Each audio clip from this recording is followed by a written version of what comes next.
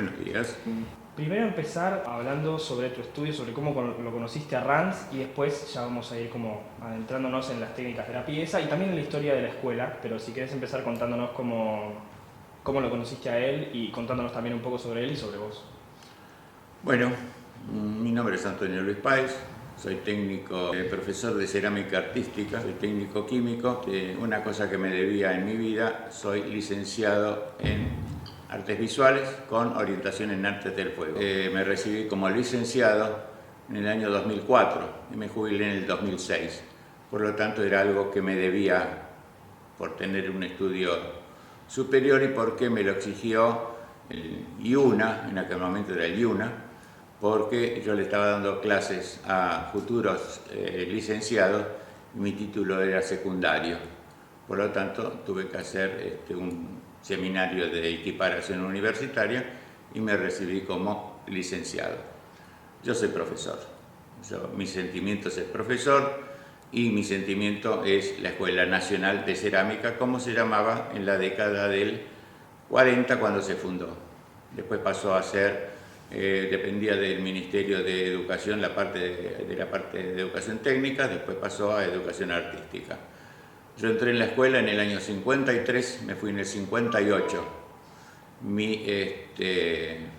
Mi profesor, director de la escuela, fue Arranz. Yo lo conocí a Arranz, tenía una forma muy particular que ya les voy a contar de enseñar. Arranz era un profesor a full. Él vivía en la escuela, en la casa de al lado, donde ahora es toda la parte administrativa de Bulnes. Para mí es la escuela de Bulnes. Arranz estaba a las 8 de la mañana, paradito en la escuela, en la escalera del fondo del gran galpón, mirando cuando llegaban los profesores, cuando ya entraban a dar clase y cómo llegaban los alumnos, y no se le escapaba nada. Tenían aquellos que se destacaban como artistas, como buenos ceramistas desde el punto de vista artístico, que Arranz pasaba por la sección de decoración y iba viendo cómo trabajaban.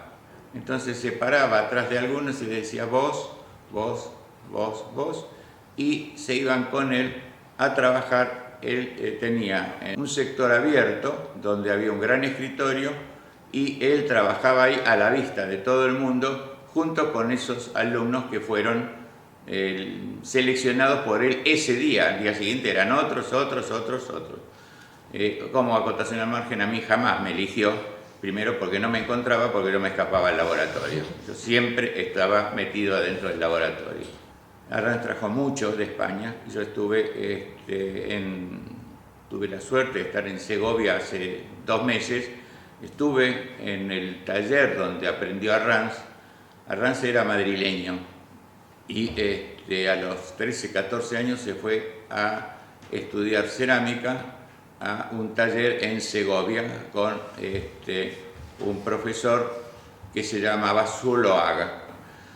No, estuvo trabajando unos años y se fue en el año 19, debía tener 20 años más o menos, porque no estaba muy de acuerdo con los trabajos de Zuloaga. Se fue a trabajar, estuvo por París, estuvo por toda la bohemia parisina de las primeras décadas del siglo pasado, del siglo XX, y volvió a trabajar al taller de Zuloaga.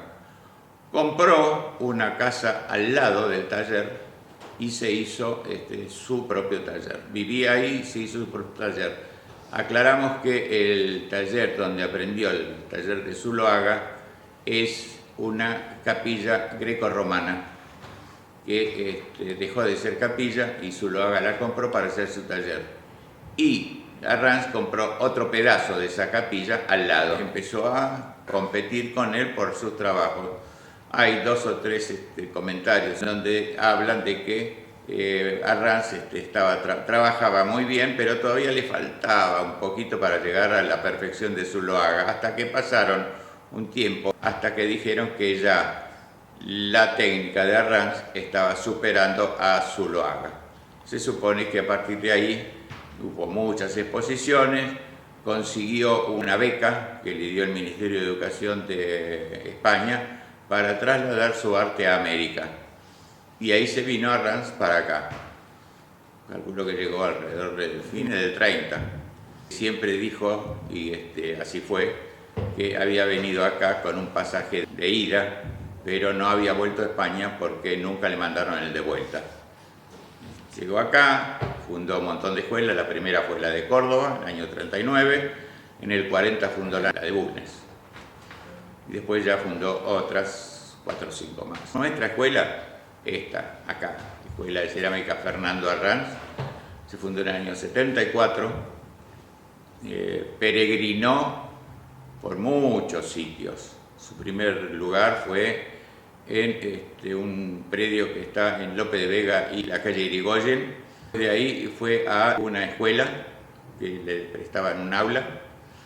Después de esa escuela fue a una iglesia, Nuestra Señora de las Nieves, que daban clase en la sacristía. Cuenta la leyenda que hasta que una vez en una clase de alfarería le mancharon la casulla con barbotina al párroco y de ahí los echaron y fueron a parar a una casa que estaba en la calle Ruiz de los Llanos, una vieja casa, casona, muy vieja. Ahí entré yo a la Escuela de Cerámica Fernando Arranz. Los pisos eran de madera. Y después me dijeron, vos, Antonio, venís a dar clases de química y tecnología. Sí, perfecto, te parás acá. Ese es el pizarrón. Ni un metro para allá, ni un metro para allá, porque te hundís, porque el piso se hunde. Así que ahí dábamos clase como podíamos. De ahí nos mudamos a la calle cuando nos echaron. Nos mudamos a la calle Cortina Cortina e Irigoyen, una cortada, 3 pisos, 3 baños, una maravilla, ascensor. Ahí estuvimos unos cuantos años hasta que se venció el contrato. Entonces el ministerio quería renovarlo, la escuela también, pero los trámites del ministerio no son los tiempos. Entonces, síntesis, nos echaban, nos teníamos que ir. En aquel momento vino el asesor de la dirección del área a ver qué necesitábamos para podernos mudar. Entonces hicimos una tramoya con el secretario del turno noche, tenía un viejo y querido 3M, un Citroën. Entonces le dice, ¿para dónde vas? Sí, voy a tomar el colectivo. Bueno, vení que nosotros te llevamos. Entonces nosotros sabíamos que este edificio lo había comprado el ministerio para la Prilidiana Pueyrredón, porque también las echaban. Entonces, de casualidad nomás pasamos por la puerta del edificio y dije, bueno, sabíamos que esto era para la Pueyrredón y que la Pueyrredón no quiere venir. Sí, es así, bueno, a ver qué podemos hacer. Al día siguiente teníamos el fax que el edificio era nuestro, podíamos mudarnos. Pero también venía acá la escuela de danzas número 2. Nos mudamos acá los dos, éramos 2 escuelas muy distintas. La cuestión es que vinimos acá con los datos de, son 2 escuelas totalmente distintas, cómo se repartían los espacios. Fue bastante complicado el tema, pero bueno, al final se resolvió entre las 2 direcciones. Yo en aquel momento era el subinterventor, la interventora era la profesora Luisa Turrillo y bueno, hicimos todo a pulmón. Entonces, problemático la mudanza, el asunto era cuánto espacio quedaba para cada uno. Nosotros somos una escuela, llamémosla sucia, danzas es impoluta, pero bueno, son 2 escuelas que teníamos que convivir. A lo ponchazo, pero convivimos. Un detallecito solo. Yo estaba hablando por teléfono en la dirección, de pronto veo que el teléfono se empieza a mover arriba de la mesita, se empieza a ir para un costado. Salgo a ver qué pasaba y resulta ser que uno de los cursos de danzas estaba bailando en la esquina que da sobre Lope de Vega y Margarino Cervantes. Entonces, este edificio no estaba preparado como para que saltaran 20 personas en una punta. El edificio se empezó a inclinar, por lo tanto hubo que evacuarlo y después vino arquitectura, y si ustedes ven van a ver que hay unas columnas de hierro en distintos lugares, que esas columnas no estaban. Este edificio ganó un premio por la forma de ser de este edificio, como estaba sostenido.